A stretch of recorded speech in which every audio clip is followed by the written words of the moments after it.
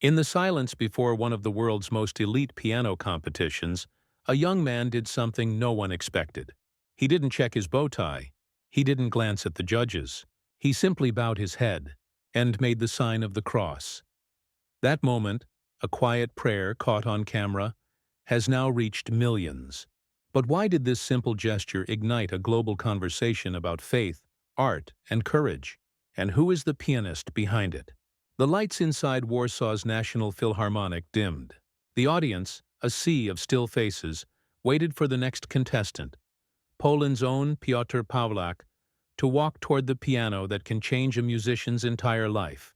Every 5 years, the Chopin Competition crowns legends. One slip of the finger, one nervous breath, and that dream disappears. But before a single note, something unexpected happened. Piotr paused. He reached into his pocket, pulled out a small rosary and quietly made the sign of the cross. No theatrics, no speeches, just faith, raw, unguarded, human. The hall was silent, yet somehow the world was listening. Cameras backstage captured that fleeting act. A prayer whispered into the hum of history, and within hours, the clip was everywhere. Across X, TikTok, and YouTube Shorts, viewers called it the moment classical music felt alive again. Because it wasn't his playing that first moved people. It was his silence. To understand that quiet moment, you have to know the man behind it. Piotr Pawlak isn't a newcomer chasing attention. He's a 28-year-old prodigy from Gdańsk, Poland, whose reputation was already built on something deeper than speed or flash. Critics call him a poet at the piano, a musician whose hands speak the language of stillness. He started playing at just 6 years old, the kind of child who didn't need to be told to practice because the keys felt like home. By the time other kids were choosing summer camps, Piotr was already performing on stages that demanded silence before every note. And even then, before each performance, he'd close his eyes, whisper a prayer, and let his hands rest on the keyboard as if waiting for permission from something greater. That's why, when cameras caught him clutching his rosary in Warsaw, it wasn't performance art, it wasn't rebellion, it was routine, the same ritual he's carried through competitions in Helsinki, Beijing, Budapest, and Tokyo. To him, faith isn't a statement. It's focus, a way to quiet the noise of the world before the first sound touches the air. While others warm up their hands, Piotr warms up his soul. And maybe that's what people felt, that rare mix of confidence and surrender. Because when he finally sat down at that piano, it was clear. This wasn't about showing off skill. It was about showing grace. I don't hide my faith. That's how Piotr explained it when asked about the viral moment. No hesitation, no spin, just quiet conviction. In the world of elite classical music, that kind of honesty is rare. Most artists keep their beliefs, whatever they are, tucked neatly behind curtain and costume. The stage is meant to be neutral, polished, professional. But Piotr broke that unwritten rule in the most natural way possible. When his clip spread online, the reactions split the internet in half. Some called it beautiful, a glimpse of humility in a pride-driven world. Others questioned whether faith belonged on a global stage, arguing that art should stay untouched by religion. And in the middle of that noisy debate stood a pianist who didn't say much at all. Because for him, that gesture wasn't about spectacle. It wasn't an act of defiance. It was survival, a way to hold on to peace when the weight of perfection presses down like stone. When the hall falls silent, and the lights blur your vision, and every movement is being streamed to millions, prayer becomes more than belief. It becomes breath. To Piotr, faith isn't meant to be hidden in the shadows. It's the light he carries onto the stage.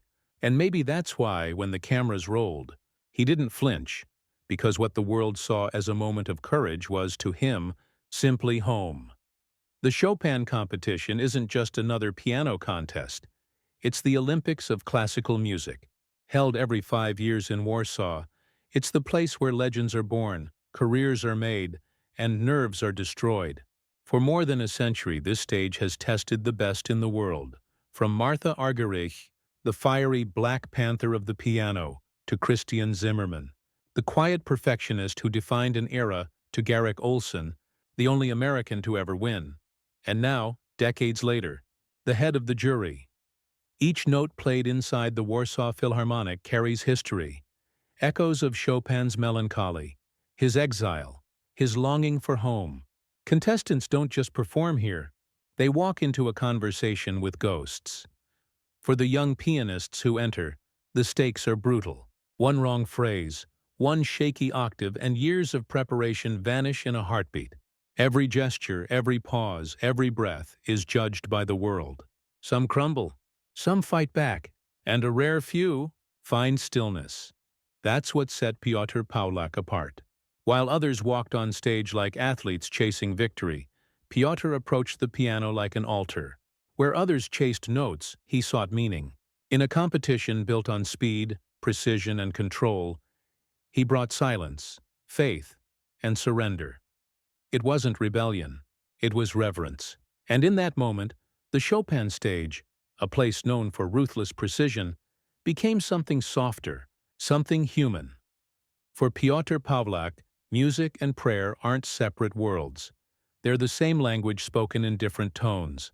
When he plays, it isn't just about melody or mastery. It's devotion, turned into sound. Even with a career that takes him across continents, Piotr still finds time to return home to his parish in Gdansk, the small church of Sainte Thérèse of the Shield Jesus. No cameras, no applause, just wooden pews, candlelight, and the hum of faith. If the organ bench is empty, he quietly sits down and plays, not because anyone asked him to, but because service is second nature. That humility is what makes his story different. Most concert pianists live for the stage. Piotr never forgot the altar. He once explained the difference perfectly. On stage, the music centers on you, the artist, the interpretation, the spectacle. But in church, the purpose changes. You're no longer the center, God is. The notes don't seek to impress, they lift. They guide the congregation toward something sacred, something wordless. Among all the sacred pieces he's played, one hymn stays close to his heart. I approach in humility. He never said exactly why that one moves him so deeply, only that both the melody and the words feel like home. Maybe because it captures everything he believes. That greatness starts with humility, that the hands which play must first know how to bow. For Piotr, prayer doesn't end when the music begins. It is the music. And in a world obsessed with applause, he reminds us that sometimes the purest form of art is worship. Nearly 2 centuries before Piotr Pawlak stepped onto that same Warsaw stage, another Polish pianist was wrestling with faith and music, Frédéric Chopin himself. The world remembers Chopin as the romantic poet of the piano, delicate, haunted, and endlessly expressive. But behind the genius was a man of quiet, enduring belief. Born into a Catholic family, Chopin carried that faith throughout his life, even as fame pulled him into the glittering salons of Paris. He lived like a celebrity of his time, adored, fragile, distant, yet something sacred never left him. And when his health failed, that faith came rushing back with power and peace. On his deathbed, when his friend Father Alexander Yebowicki visited, Chopin hesitated to confess. The priest, wise and gentle, asked him for a gift, a symbolic favor for his late brother's name day. Chopin, weak but sincere, said, "I'll give you whatever you want." The priest replied softly, "Then give me your soul." And in that moment, Chopin agreed. He received the sacraments, took a crucifix into his hands, and whispered his final words, "Now I am at the source of happiness." That line, simple and luminous, has echoed through generations of musicians, a reminder that even the greatest artists long for something beyond applause.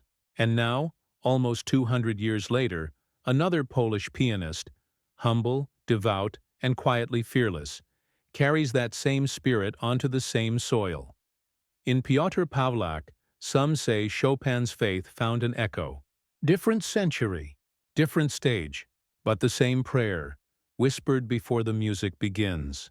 When the final night of the Chopin competition arrived, the air inside the Warsaw Philharmonic felt electric. Names were read, winners announced, applause thundered. But one name never left the audience's heart. Piotr Pawlak didn't make it to the finals. Yet when his semi-final performance replayed on screens across the world, the comment sections told a different story. Best performance of the entire competition. He should have won. And one that stood out more than the rest. He reminded us that talent and faith aren't opposites. Critics, too, couldn't ignore it. Several called him the moral victor, the pianist who lost the prize but won the world's respect. Because while others fought for gold, Piotr offered something purer: grace. His performance became a conversation, not about technique or rankings, but about courage, authenticity, and what it means to stay grounded when the spotlight burns hottest. In a competition built to crown perfection, he reminded the world that imperfection, when wrapped in sincerity, can move hearts just as deeply. And maybe that's the real legacy of that moment. A man standing before a piano, not as a competitor, but as a believer. Because sometimes the most powerful performances happen before a single note is played. In the end, all that remains is an image, a man, a rosary,